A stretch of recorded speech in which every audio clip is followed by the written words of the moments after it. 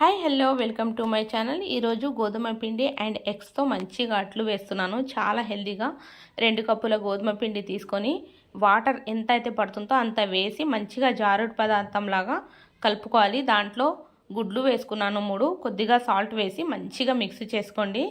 ఇందులో ఒక ఆనియన్ వేసాను, దీంట్లో సన్నగా కట్ చేసి వేసుకోండి. అండ్ దీంట్లోనే నేను గ్రీన్ చిల్లీస్ వేసుకుంటాను.